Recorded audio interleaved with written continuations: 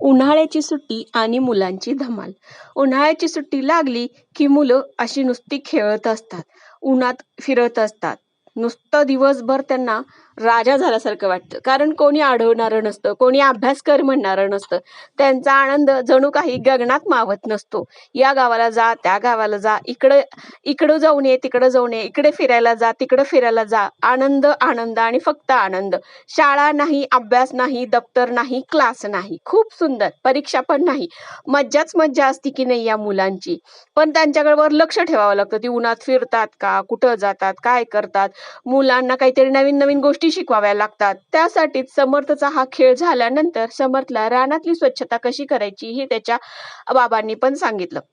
रानात इकडे-तिकडे गवत वाळलेलं पडलं होतं. ते एकत्र गोळा करायचं आणि त्याची विल्हेवाट कशी करायची. कारण रानात काही कचरा गाडी येत नाही. तर रानातली ही जी कचरा काढलेला असतो, हा वर्षभराचा कचरा असतो. तो गोळा करायचा. त्याची विल्हेवाट करण्यासाठी त्याला जाळ देऊन पेटवावं लागतं आणि ती राख आपल्या रानात परत ती खत कशी होईल, या गोष्टी सांगितल्या. त्याचबरोबर समर्थच्या आजीनी ही मातीची खेळणी त्याला बनवण्यासाठी मदत केली होती. तर ही सुंदर अशी खेळणी आता वाळून तयार झालेली आहेत. त्याच्याबरोबर तो समर्थ सगळ्या त्याच्या भावंडांबरोबर खेळून झाल्यानंतर त्यांनी सांगितलं, "आऊ मला चुलीवर चहा करायचा आहे." तर खेळण्यातली चूल खूप छोटी होती. त्याच्यापेक्षा सुंदर अशी जराशी मोठी चूल त्याच्या आजीने समर्थला बनवून दिली आणि त्याच्यावर आता समर्थ चहा करायला लागलेला आहे.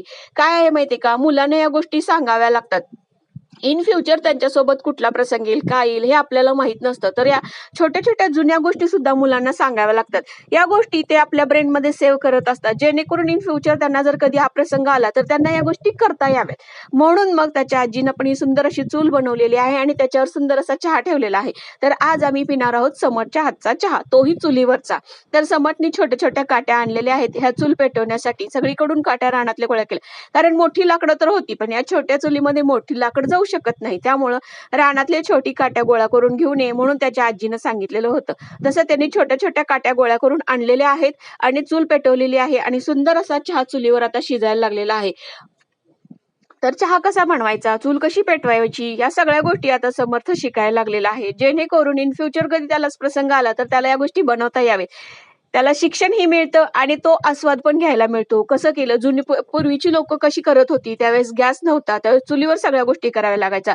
तर किती वेळ जात होता, त्यांना त्या चूल पेटवण्यासाठी किती त्रास होता, चुलीवरचा धूर, या सगळ्या गोष्टी त्याची आजी त्याला सांगतच होती. कारण जुनी लोकं आता संपत चाललेली आहेत. तर या जुन्या लोकांनी काय-काय अनुभवलंय हे आपण आपल्या चालू पिढीला सांगितलं पाहिजे.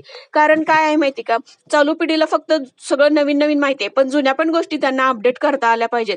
कारण कोरोनासारखा काळ येऊन गेला त्यावेळेस आपण बघितलेलंच आहे, काय-काय आपण अनुभवलेलं आहे. तर मुलांना या गोष्टी शिकवल्या पाहिजेत. नुसतं पुस्तकी ज्ञान नको, तर बाकीच्या प्रॅक्टिकल ज्ञान पण आपण शिकवलं पाहिजे. सुंदर असा त्याच्यामध्ये गवती चहा घातलेला आहे आणि सुंदर असा चहा तयार झालेला आहे. चला आपण